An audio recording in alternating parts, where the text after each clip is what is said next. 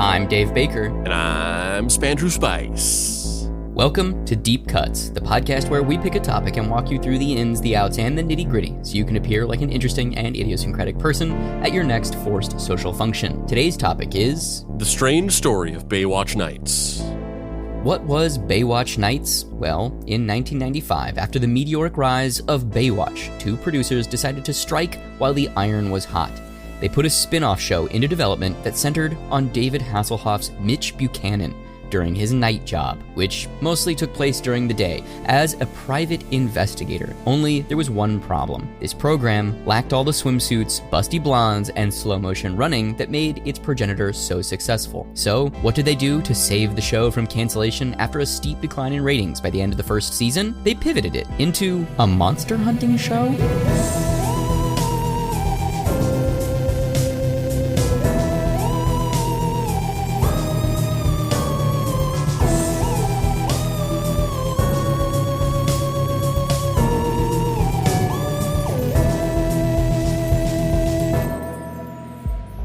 Act 1. I don't think Mitch Buchanan is why we're all here, but I could be wrong. Cast your mind back to the 1980s, the decade of excess, gloss, and utterly vapid entertainment.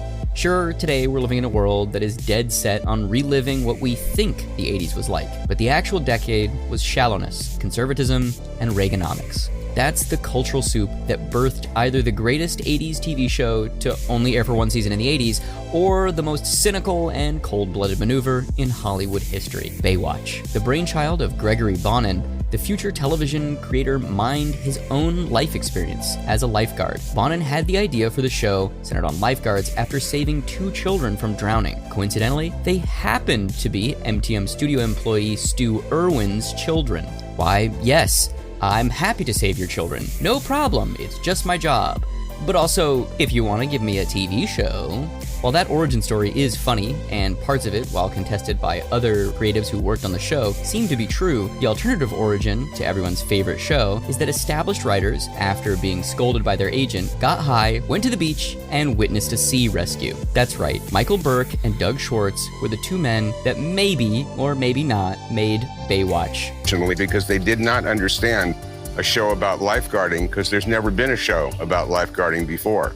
They said, no, Beach Boys, who's going to watch people getting tans? How many different rescues can you do? Greg had just come back from filming the Olympics as a documentary and had shot all those sprinters in slow motion and stuff. He still had his equipment, all his camera equipment that he hadn't turned in.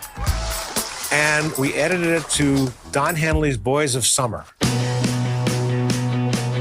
For the promo, they cast their friend Mike Newman, a real lifeguard. It was the Southern California lifestyle with real lifeguards and the action adventure. It was the beach and beauty and the sunsets every night. And once they saw that, they got it. Grant Tinker, who was the president of NBC and, Mary Tyler Moore and all this other stuff, he watched it. He goes, it's great. I get it. It's action-packed. It's beautiful, but I don't think there's a series in it. So do a movie. But I want you to put Panic in the title. So we wrote and shot Baywatch Panic at Malibu Pier. When it's time to shoot the movie, they recast. Mike Newman is demoted to a bit player, and the role of head lifeguard goes to this man. Here is David Hasselhoff. David Hasselhoff starred in Knight Rider. We also cast Billy Warlock, Erica Liniak. Erica had been in Playboy. NBC said, no, we won't cast her. We stood up for Erica Liniak, and they finally gave in. This out! All right, circle clockwise. Johnny, you all right? I forgot everything we learned. You remember when you hit the water? Go! Not only was Panic at Malibu Pier successful, but it was the highest rated movie on NBC the entire year, and they greenlit the 22 episodes of Baywatch.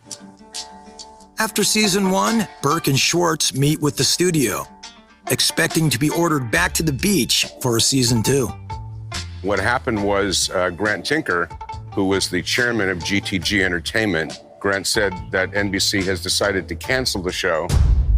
GTG, because they were so bad as a studio, went out of business. There's no one left to finance Baywatch. Baywatch is over. I have three things to say. Number one, I love that the executives that when they were pitching Baywatch were like, I don't think there's a series here. It's just like lifeguards. Like that's what? How many like rescues can you have? Like what? There's no show. And then they just showed them women in bikinis running on high-speed cameras. And they were just like, oh, I get it. Greenlit. Here's $1 million. Also, while obviously even today, we still live in a relatively socially conservative time where certain things are still sort of taboo and looked down upon in ways that are not necessarily right. It's so crazy that they were like an actress who appeared in Playboy and they were like, we won't cast her in this show. And now like leaking a sex tape is like a veritable path to becoming the biggest celebrity in the fucking earth. That's so crazy. But the last thing is, I was thinking about this before we even started watching that clip, but Baywatch is one of those things where it's such a staple for a certain age group, people our age and maybe a little bit older, maybe a little bit younger. It's such a cemented staple of pop culture that you don't think about it. And it's just like, yeah, Baywatch, that's just one of the fucking cornerstones of TV culture in the fucking 80s and 90s. But when you zoom out a little bit, it's a weird premise for a show. A bunch of lifeguards. Especially because they're not really lifeguards. They're all like private detectives who also are lifeguards. Yeah, it's a strange show that you would never in a million years think would work as a premise. But then you see the slow motion footage and you're like, oh, $1 million. Yeah, $1 million. Yeah. Baywatch debuted on NBC in 1989 and was canceled after only one season. Ultimately, Burke and Schwartz went to the head of the studio and bought the rights to the show back for $10. They then went to Hasselhoff and approached foreign financiers in order to find the money in order to sell the show directly into syndication. So what that means is they do this movie, Panic at Malibu Pier. It's really successful. They do one season of a TV show. Nobody watches it, or not enough people watch it. Then the network cancels the show. They're like, fuck it. We don't want to do it anymore. These two guys, Burke and Schwartz, who are the nephew and son of the guy who created Gilligan's Island, they go to the Gilligan's Island homie and are like, hey, how do we like do more of our show? They canceled our show, but we think there's more here. We don't think it's over. And he's like, oh, just like go see the dude and maybe he'll like sell you the rights back, which is like nepotism. Like that just doesn't happen. One, that doesn't happen. And two, it definitely doesn't happen now even more where they're just like, there aren't reversion clauses in contracts anymore because studios want to hang on to everything in case something eventually becomes popular. Yeah, now you have these like really heartbreaking horror stories of people who have poured their fucking souls into creating this show and then it gets canceled or taken away from them and then it's just like it's either gone forever or they just have no control over it. And it's like this thing that it's your fucking idea, but you developed it with a network or something like that, and then you just have to walk away from it. And it's just not yours anymore. And it's stuff like there's probably countless examples of this, but the two that come to mind the quickest are Dan Harmon with Community, where he was fired from the show, and then they just got two different showrunners to take on the show, and it just continued on without him. He eventually came back and it was this whole weird thing, but there was a whole season of the show where it was like, yeah, this thing that's like you poured your life's blood into, it's just, we're just going to go on without you. And then also more recently, Olin Rogers, his show Final Space, animated show on TBS, it got canceled before they were able to have a final season. So it just ends on a cliffhanger and just doesn't get to resolve any of its plot lines. And then it's not available on DVD. It's not available to purchase anywhere. And it was on HBO Max. And then they just took it off of HBO Max. So now you literally can't watch the show. And Olin Rogers is just like, my whole life for 5 years was this show. And now it doesn't exist anymore. Like it's fucked up. It's super fucked. And it's like more and more common now too that's happening with all these streaming wars, acquisitions, and they put out fucking the Willow TV show on Disney Plus like 6 months ago, And they just took that off. Yeah, it's gone now. Crazy. It's crazy. Yeah, it's like a tax write-off. Yeah. But the thing that's really interesting here to me is that, you know, these guys, nepotism obviously is a large component of it, but these two guys, Burke and Schwartz, they're like, no, there's more to this. And if we partner with David Hasselhoff, who's a huge star in Germany, we can probably get the Germans to give us enough money to make it a credible discussion when we go to Spain and England and wherever else for foreign licensing deals in order to get the money to make another season. So, you know, he took a pay cut, but became an executive producer. Hasselhoff became an executive producer on Baywatch, and he took back end points. And let's just say that worked out very well for him. The show would run 11 seasons, the 2 final years of which would be a soft reboot titled Baywatch Hawaii, after the show had relocated there due to rising production costs in Los Angeles. The show also launched 3 direct-to-DVD films: Hawaiian Wedding, White Thunder at Glacier Bay, and Forbidden Paradise. All 3 of those titles, they don't sound like real movies. Nope. I mean, neither does Panic at Malibu. Like, that sounds like a made up fake. Yeah, White Thunder at Glacier Bay. I don't know what that means though. Like, I understand, oh, there's a panic at a pier and the pier is in Malibu. Great, sure, I know what that means. Hawaii is a place. There's a wedding there? Okay, it's a Hawaii wedding. Forbidden Paradise? Oh, okay. What I don't understand is what the fuck White Thunder at Glacier Bay is. I don't know, but I want to be there. Before we move on, what is your experience with Baywatch? Like, I know we're going to be talking about Baywatch nights, but what's your experience with Baywatch? When was it? Like, when did you first ever see it? Did you watch it when you were a kid? What was your exposure to it or your introduction to it? My first memory of Baywatch is being probably like 6 and being in the living room in the house that I grew up at, like late at night. I mean, or at least I thought it was late at night. I don't know if it actually was. It probably was like 5 p.m., but I was like, whoa, it's so late. And Baywatch was playing, and I remember seeing not Pam Anderson, but the other blonde woman with shorter blonde hair running on a beach. And I remember being like, $1 million. $1 million. And I never really liked the show, but I would watch it when it was on sometimes. Cause like, especially at that point in time in the 90s, like there wasn't much on fucking TV. So when there was something, you were like, whoa, people are shooting guns. Wow, this is so exciting. But no, I can't say I ever really liked the show. I thought Pamela Anderson was cute, and I was like, ooh, she's pretty.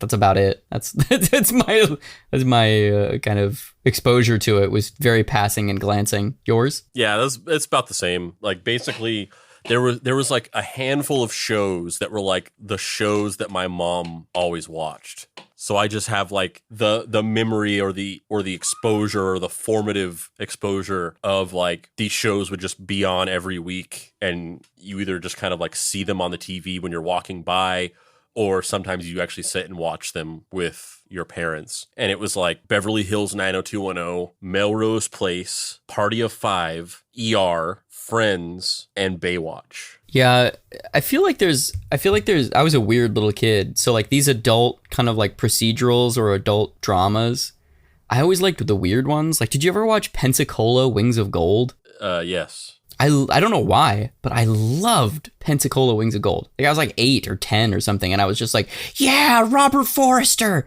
this fucking rules. Same thing with Jag. I was probably like 11, and I was just like, Jag is the fucking best, bro. Yeah, I never really liked Jag. I mean, I definitely was aware of it. I was more of a Murder, She Wrote, Matlock kind of guy. I also loved Murder, She Wrote and Matlock, but I was more those, as far as those detective things go, I was more what the fuck is that show called? Columbo. I was thinking of Columbo, and also, which I know you love Columbo as well, and Kojak. I loved Kojak. Yeah.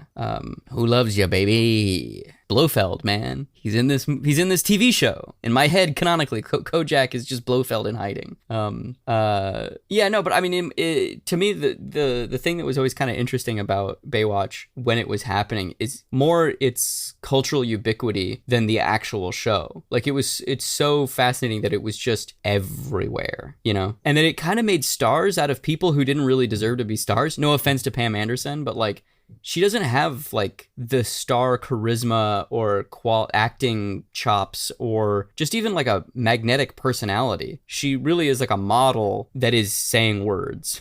You know what I mean? Yeah, and it's not to say like, oh, like it's not to say like, oh, she doesn't deserve to be a star in any kind of moral sense, but it's just like in any other normal circumstance, you would never become this famous. Yes, 100%. Yeah. But that was kind of the power of that was the power of not specific movies, but just like that was the power of celebrity real estate in the 80s and 90s that doesn't exist anymore. Like, you could be on one specific show and resonate in a particular way with people, and then you would just be set for life. And people would just go to see a movie because Pamela Anderson was in it. As opposed to now, there's no traction like that. Like, Robert Downey Jr. became like the biggest movie star in the fucking world for a decade playing Tony Stark. And then he left and did another movie and like nobody gave a shit. He did that lawyer movie while he was Tony Stark and nobody went to go see it. And it was written by the guy who made Mad Men.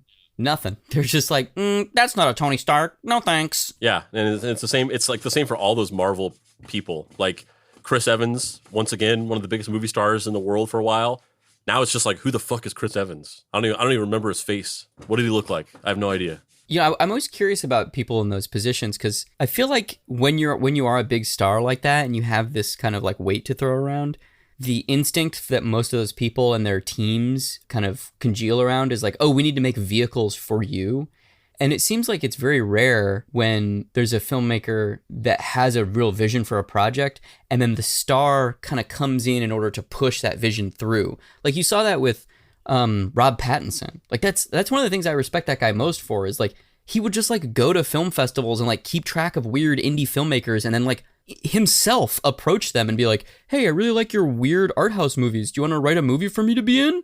Or do you have a movie that I could be in? Like, it's so cool. And I know this is, obviously I would never be that type of leading man actor, but if I was in those people's places, I'd be like, okay, let's get Phil Tippett on the phone. Let's get fucking David Cronenberg. Let's get all these weird independent modern people. Let's call Joe Begos. Let's call, you know what I mean? Like, let's call weirdo people. And like, I just want to be in their movies to get cool, weird shit happening. You know what I mean? Yeah, those little epiphanies always like really strike me because I just think like, not that this is particularly obscure, but I'll just see stuff like I'll see John Leguizamo talking on some interview about how like nobody wants to cast him anymore and he can't get work and all this stuff. It was them talking about casting Tom Holland as Zorro. Or I think I sent this to you. And then he was talking about that and he was just saying like it's hard enough for like Latino actors to get work, and then you're just talking about like casting a white guy in like a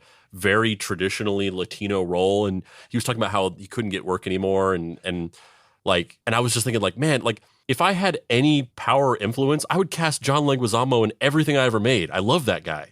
And it's not about John Leguizamo specifically, but there's so many people like that where I'm just like, I would put this person in everything. They're great. Why does nobody else feel like this? Like I watched the Little Richard documentary the other day, and there's a whole part in it where like he never got a Grammy or any kind of music awards, and then he was like he was selected to present an award at the Grammys one time in the 80s, or maybe it was the 90s, and then he like went off book and was like, the winner is me because you never gave me shit or whatever, and he just like he did this like little rant that was joking. It wasn't like a real awkward thing, but he was, you know, it was serious or whatever.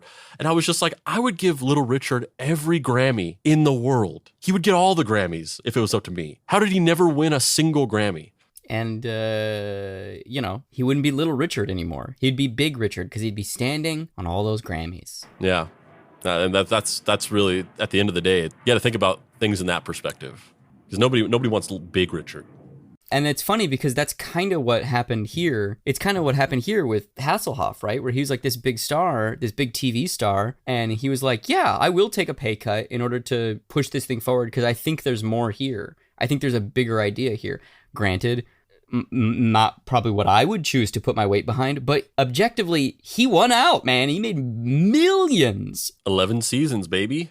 11 fucking seasons as an executive producer and star, and a spin-off series, which we're going to talk about soon. But while all the success is impressive, that's not what we're here to talk about today. We're going to be discussing the bizarre, short-lived, and frankly terrible show, Baywatch Nights.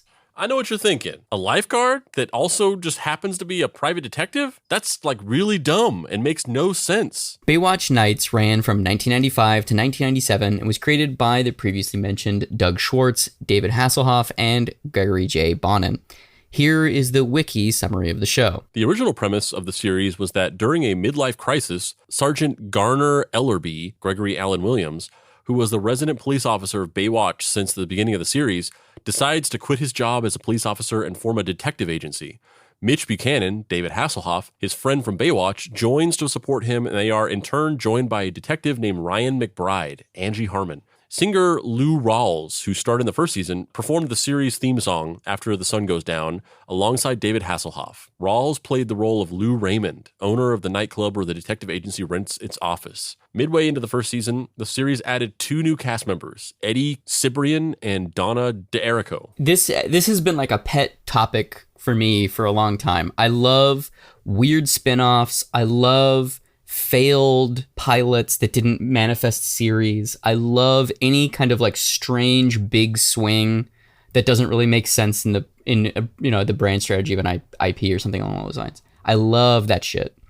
And this is maybe the biggest and weirdest version of that, where Baywatch is the biggest show on the planet. They're like, we gotta get a spinoff. Okay, we're gonna get Hasselhoff in. He's gonna be a fucking private detective with these other characters. It's gonna be awesome.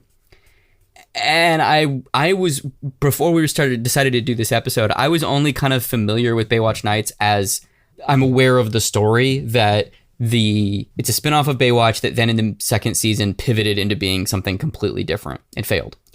So I had not actually seen Baywatch Nights before starting this episode. And I watched 7 episodes of Baywatch Nights. Dear God, that show sucks. Like, it feels like a parody of 90s network TV shows. It's so bad. It's so bland. And frankly, the reason everyone shows up for Baywatch is not here. Yeah, well, that's the thing is, like, I don't even know if this is the appropriate time to talk about this, but Baywatch Nights might be the biggest and most consequential heat check in all of celebrity history, because you got a guy, David Hasselhoff, who is on Knight Rider, which is like somewhat of a cult TV show. It's not like super cult, but it wasn't like this massive smash hit. It was like a thing that was like a people of the time. It was in the cultural zeitgeist, and now it's like a nostalgic thing that we all kind of think back on. And his career didn't really go anywhere, and then he got really popular as a musician in Germany specifically. And then this whole thing with Baywatch happened, and it was like, okay, so there's clearly something with this guy, because he hasn't become this smash breakthrough star in the States yet, but he keeps wriggling his way into things. He had Knight Rider. He became big in Germany with his music. Maybe there's something to this guy. He does Baywatch. It blows up and gets massively successful. Baywatch Nights is the heat check. It's like, what is it because of this guy? Is Baywatch so popular because of David Hasselhoff? Is he gonna go off and become the next Tom Cruise or whatever? And then it was like, nope, not at all. And then David Hasselhoff just went away. He was just gone. It's not even just like, oh, David Hasselhoff's star power can't sustain a show that really shouldn't exist without like some TNA. It's also that every script, it's got like William Shatner syndrome, where every script is tailored to only feature Mitch. There's 3 other characters in the show, 2 of whom are his partners. And Ryan, the woman that Angie Harmon plays, Ryan McBride, has 10 times the amount of charisma that fucking David Hasselhoff has. No offense, Hoff, but like, she would make a better fucking Nick Fury than you do. And like every episode, the other characters are immediately sidelined and Mitch Buchanan saves everybody, solves the mystery, helps the kid out of a tree, stops the abusive husband, whatever it is. And there's one episode specifically where they actually give Ryan stuff to do. She has to go into a building. I think it's episode like 8 or 9. She has to go into a building and interview somebody who may be the murderer. And she goes into this guy's house and he pushes her out a window and she's dangling from a scaffolding. And this only happens so that Mitch Buchanan can show up, scale the scaffolding, and carry her down. It's crazy. It's crazy. They give everything to him, nothing to anyone else. Even though the other character, the Ellerby guy, it's like it's his detective agency that's failing. Like the plots should center around him. He's the one that's in debt. But they're just like, oh yeah, you know, people just want to see David Hasselhoff, right? So just give everything to Hoff. And it's also doubly weird that every mystery happens on the beach because their detective agency is on the beach. So it's like film noir plots, but where everyone's wearing like flip-flops and suntan lotion, but not in a sexy way. It's not the thing from Baywatch where it's like, oh, let me save you from drowning. Heaving bosom, heaving bosom, heaving. It's just like people walking down the Santa Monica Pier being like, man, it's kind of hot out here. Are you selling drugs? Like there's literally one of the plots where there's an older man who like conscripts a bunch of little kids to form like a rollerblading drug distribution ring. And like they have to like figure out how these kids are being abused. It's so fucking stupid. It's also just too similar to Magnum PI. Like, we already have a sexy beach-themed detective show featuring a barrel-chested daddy. Yes, 100%. And Tom Selleck, I'm sorry, I'm choosing Tom Selleck over the Hoff. Oh, he trounces the Hoff. Yeah. Again, Tom Selleck, better Nick Fury than David Hasselhoff. I'm sorry, Hoff. Tom Selleck has more sex appeal, charisma, and star power in his fucking mustache than David Hasselhoff has. Look, all I'm saying is this Quigley, he's trying to go down under. This Mr. Baseball, there's no more. That was the whole title. Look, I'm just saying this Blues? Was that the name of his like FBI show? Was it called Blues? I don't know. I'm sorry. Look, this guy who was almost Indiana Jones is trying to go get my arc rated. You know what I'm saying? But yeah, the first season is super brutal. It's not good. It's really not good. But it's also kind of comforting in how bad it is. Like, I kind of got into a rhythm while I was watching those episodes where I was just like, this is trash and I love it. But I wish it was just I wish it just had like 5% more personality. Its greatest sin is that it's just so bland. And that's the thing that's so great, I guess. That's the thing that you could say is so great about Baywatch is that it has personality, it has style, it has panache, it has, you know, you're there for what it's selling or you really aren't. You could sit through an entire episode of Baywatch Nights and be like, yeah, I don't know, should we maybe watch another? That doesn't happen with Baywatch. You're either like, yeah, or like, oh, clutching my pearls, this is too risque for me. That was what I was like. Makes sense. So for the second season, facing slipping ratings, which were never as good as the original series, the producers decided to switch to a science fiction format, inspired by the success of Fox's program, The X-Files. Gregory Allen Williams left the series and was replaced by Dorian Gregory as Diamond Teague. I don't even remember that character's name. Why that? Why that name? Yeah. I don't remember that character by name. I remember him as like, oh yeah, that's the paranormal guy that comes in. Could not tell you that character's name. But he's the paranormal expert. The new format did not help the series and it was canceled after the second season. The character Donna Marco was later carried over to the original Baywatch after the series ended. There's like 4 crossover episodes where people from Baywatch Prime show up in Baywatch Nights, which is kind of funny. But the specifics of Baywatch Nights being rebooted as an X-Files clone is so weird because they do it in the most abrupt way. There's not a story reason. It's just a different show starting in the second season.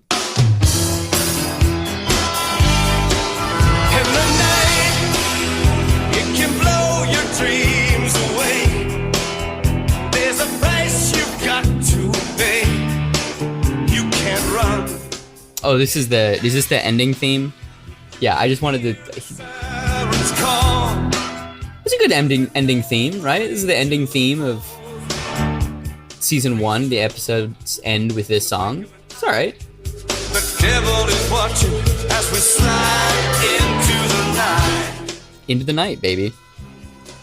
So that's the ending theme song for season 1. Here, as we're getting into the second season and what you're saying about it, let's just, before we get into that, let's hear the perspective of Samantha Patrick, who is a commenter on this YouTube video. I like how on season 2 of Baywatch Nights, the agency started investigating the more spooky cases. I thought it was pretty cool because on Baywatch, the series, there were some episodes that had some spooky episodes. The one that stuck out for me was when Eddie and his partner tried saving someone, but Eddie's partner drowned, and they thought it might have been a ghost legend. I think it's been quite a while since I've watched them, but it's always been an episode that stuck out for me. So she liked the spooky season. But the season 2 reboot, it's not like a story thing where it's like, oh, there's hellmouths opening all over Santa Monica or Malibu or whatever. It's just like, and now we're going to be an X-Files show. Buckle up, bitches.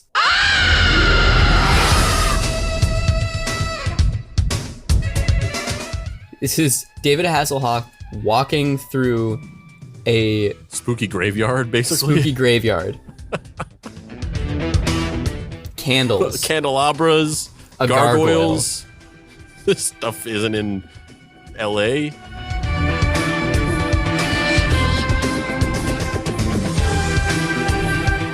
He's running towards camera, holding a flashlight in a recreation of the X-Files.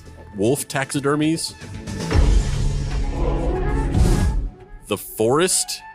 This is not California.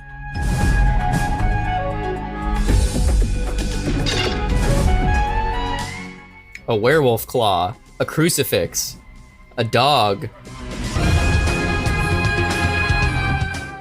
We keep cutting back to him walking through smoke towards camera in slow motion.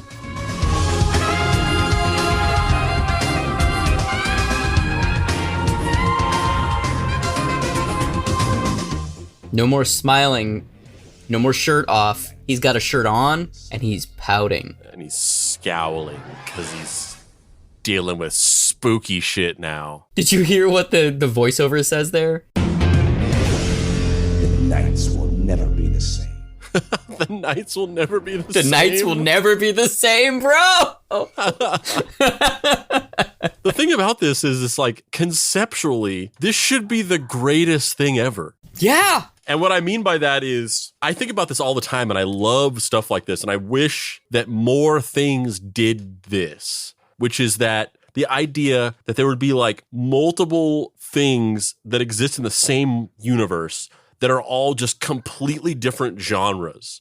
The idea that there was like a bright, bubbly lifeguard drama, and then in the same universe, there's like this noir-tinged nighttime detective procedural.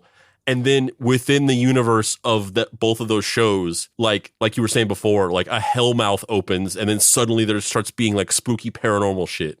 That sounds amazing. Yeah, the problem is it's not that, though. The problem is it's just like, I don't know, Craven cash grab. What if we did the X-Files? Yeah, but without that connective tissue of them coming up with a reason for why it happens, that's just the weirdest fucking thing ever. That they're just like, yeah, it's just like spooky paranormal stuff now. Yeah. But the thing that's even weirder about it is that it's kind of like a half measures.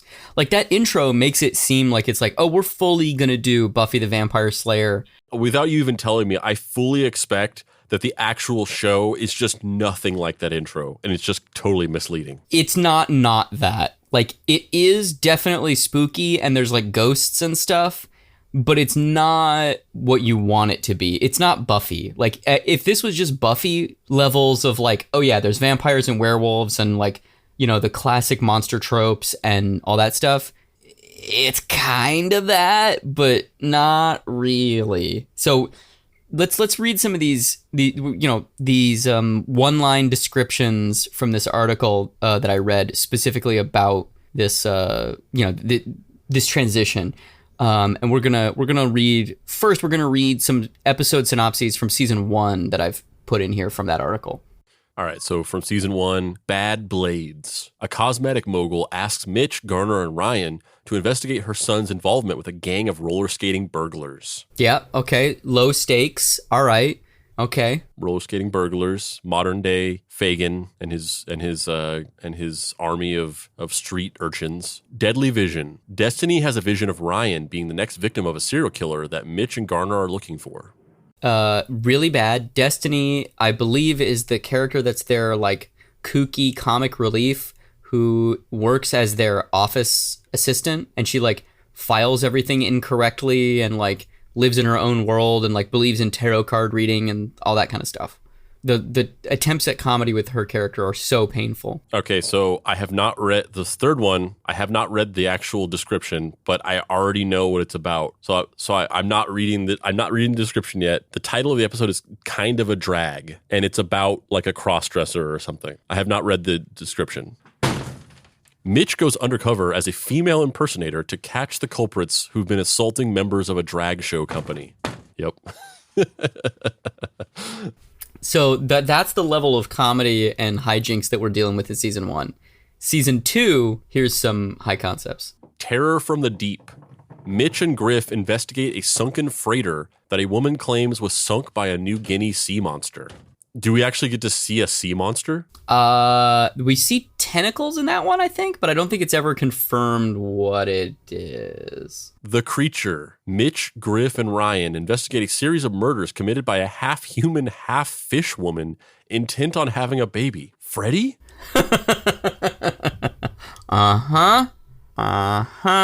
Yeah, we just got a couple more below this photo. The Rig. Mitch and Ryan head to an oil rig where they encounter a gelatinous sea monster. There's a lot of they went sea monster heavy on this. They went sea monster heavy, dude. They were like, we got a beach.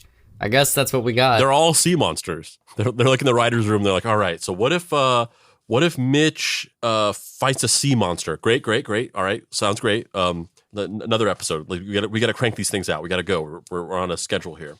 Okay, so then maybe Mitch is investigating a crime. It's a serial killer, and then he learns that it's like a sea monster. Okay, another sea monster. I love it. Let's write it down. Like, who really cares at the end of the day? But like, maybe let's like move away from the sea monster thing and like do a little bit more than that. Like, go outside of the sea monster genre. Okay, so Mitch is. He gets sick and he's bedridden. He's stuck inside of his house all day. He starts looking out of his window and he's like spying on his neighbors with binoculars. And he starts noticing that there's like nefarious things going on around him. And at some point he realizes that one of his neighbors is a sea monster. Okay, so aside from the fact that was just the plot of Rear Window, you did another sea monster. I'm starting to think that like maybe you don't know any other monsters besides like, Say a monster, sea monster, okay? Say any other monster. A monster that lives in the water? Loch Ness Monster? Mermaid? Champy, the creature that lives in Lake Champlain. Okay, under any other circumstance, I would fire you on the spot, but fuck it. We just need to get this done. The whole thing is going to be sea monsters all the way down. The Mobius. An old school friend of Ryan's shows her and Mitch a laser that transports them to a parallel universe where everything is a sea monster. Everything is a fucking sea monster, bro. The Eighth Seal. Mitch is possessed by a demon that needs a sacrifice to solidify its base of power on Earth. So this is the best part of this story to me. This whole season happened because Schwartz and the other producer, who I can't think of his last name now, were trying to save face. They didn't want... Burke and Schwartz were trying to save face because they didn't want the gravy train that was the just money behemoth of Baywatch. They didn't want that branding to be impacted by the cancellation of a spinoff after only one season. So they paid to have a second season made in the hopes that it would catch on and they could save face, which is so baller that they're just like, fuck it, let's spend like a bunch of millions of dollars just to make sure we don't fucking tank the other thing. And then they could have the plausible deniability and be like, listen, the reason why Baywatch Nights got canceled is because people weren't ready for sea monsters. They just weren't ready for those sea monsters. But I'm telling you, in like 10 years, we're going to see, there's going to be a movie with like a fucking, like, for some reason, I'm just thinking of Johnny Depp now. He's going to be a pirate. He's going to go onto a pirate ship. There's going to be like a fucking squid guy with a pipe. He's going to be played by Bill Nye. People are going to eat that shit up. And you're going to know that I was right and that people will one day embrace the sea monster. It's like that Shane Black thing with the spider with a human head. Eventually, there's going to be one day where everybody culturally is just going to say, release the Kraken for like 4 years. And you'll see. It'll never be said after that. But yeah, for those 4 years, man, everyone's just going to be like, release the Kraken. And then out of nowhere, after that phrase has just completely lost relevance for like 7 years or more, there's going to be this crazy lawyer who's going to launch this campaign trying to prove that a president who is a famous reality TV show star had his election stolen from him, and she's going to name it Release the Kraken. And people are going to be like, really? Release the Kraken? Like, what is this, 2008? So ultimately, the show goes off the air. It only lasts these 2 seasons. Baywatch Nights, the horror stuff, sucks just as bad as the Baywatch Nights, the non-horror stuff. It's a little bit more interesting because it's like, at least there's some vague genre stuff to it. But frankly, it's still really fucking painful. Yeah, it's one of those premises, and you get used to this abusive relationship whenever you're into stuff like this, where, like I said before, you describing it sounds amazing. But at the same time, without you even telling me, I know intuitively that it's either the best thing ever or it's unwatchable. Tragically, it's unwatchable. Tragically. Yeah. So, you know, the 2 shows were on at the same time during the mid-90s. This one ends. But ultimately, Hasselhoff did fine because he was still on Baywatch Prime. They did 11 seasons, the reboot, soft reboot in Hawaii, and then 2 seasons, or 3 movies afterwards. So not only is he fine from his recording money and his Baywatch, or Knight Rider money, but he's definitely fine from the Baywatch situation. You know, he did okay. So don't mourn for David Hasselhoff. But it is kind of curious, though, like, you know, when I was doing all of this, you know, compiling all this bullshit for this episode, I was like, I wonder what David Hasselhoff thinks, like, in private. Like, does he like Baywatch? You have to, right? If you spend that many of your amount of your years making something, you're like, yeah, it's good, it's good, it's good, it's good, it's good, it's good. Yeah, I mean, I definitely think it's some flavor of that. I think that with people like David Hasselhoff is somebody who's supposed to be a huge leading man. Like, that's what in his bones he feels like he should have been. Like, he's like a main character in his mind. Like, there's certain people who are just like, yeah, I'm a character actor. Like, that's what my job is to support. And then there are people, whether they actually are or not, whether or not they have the talent or the luck to fall into it, they're supposed to be big leading men type or leading actor type. But he's not. And I think that with people like him, and you kind of see it, that feeling of somebody who thinks that they were supposed to be something and then they just didn't, and like the debilitating disappointment that comes along with that is unique to somebody who, to them, it was a foregone conclusion that they were going to be this huge movie star. And then they just weren't. And I think that with somebody like that, you have to go into a mode where you center yourself in all things to compensate for the fact that you are not as centered as you thought you should have been. And to somebody like that, they take everything that they've ever done and they genuinely are convinced that everything is good. So I think he probably thinks that it's the greatest show ever. Yeah, I mean, I think you're probably right, unfortunately. Yeah, I think you're probably right. But let's hear some, as a closing thought, let's hear a quote from David Hasselhoff in his own words. It was meant to be like I Spy with Robert Culp and Bill Cosby, where we explore the relationships between the leads and celebrate their camaraderie. The Hoff told the Bristol Bad Film Club in 2015, just right before all this Bill Cosby shit happened, which would immediately date this statement. The ratings were actually rather good, but while a 9 share might be huge today, it wasn't good enough to stay on the air. We had a really good cast, and it's one of the biggest disappointments of my life that we weren't allowed to create what we wanted to make. It would have worked if they had left us alone, but everyone was worried about what we would sell, as due to the marginal ratings at the beginning, we never got a chance to develop it. Yeah, I mean, I don't know. I watched a lot of those season 1 episodes, and frankly, the idea that he's like, yeah, it's like a team. We're all going to celebrate the camaraderie. It's like, I don't know, man. That show feels like it's got the air of Shatner all over it, where it's just like you can feel the primary star's ego being like, this scene actually would make more sense if my character did it. But who knows? Maybe he was different behind the scenes.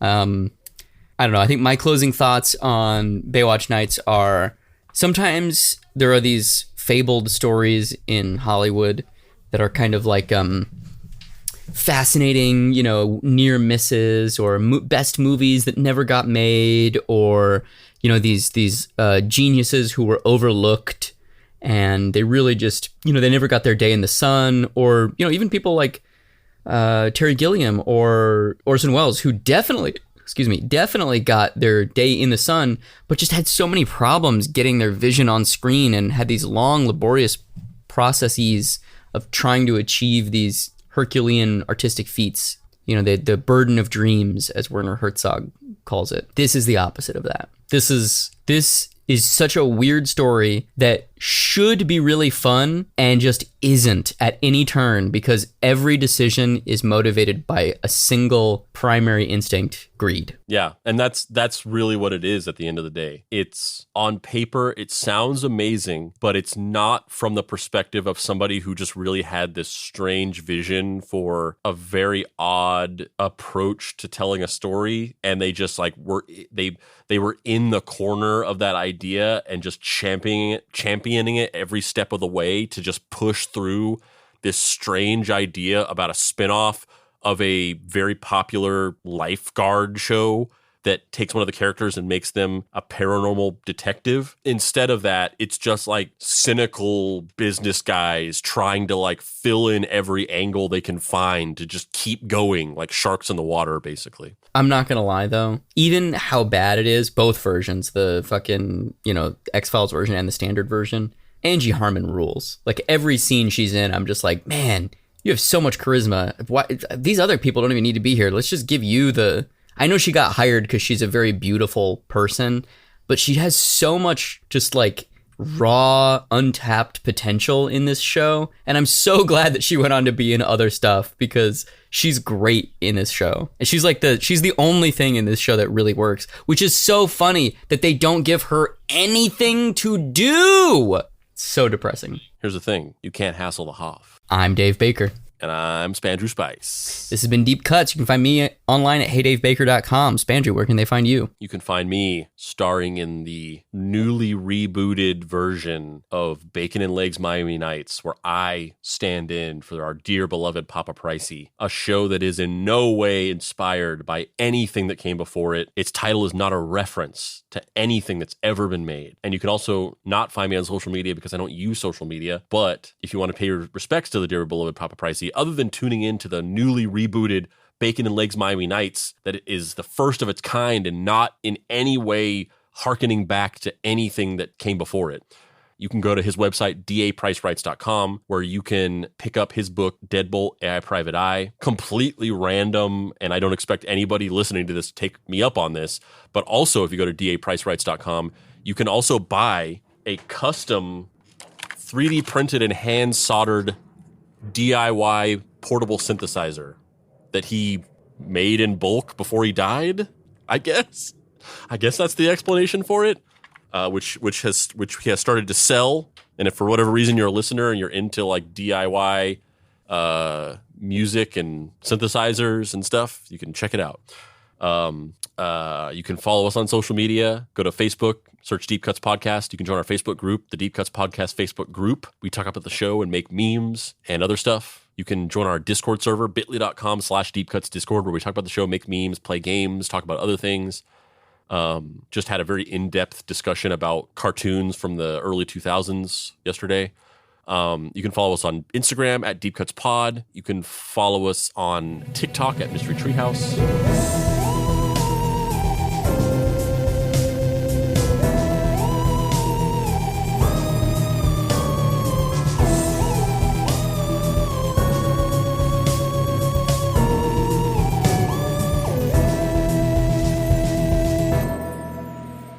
Deep Cuts is a production by Boy Genius Media. If you'd like to find this show and others like it, please visit boygeniusmedia.com or deepcutspod.com. If you want to join in on post-episode discussions, please join the Deep Cuts Podcast Facebook group. Finally, subscribe to our YouTube channel for additional video content.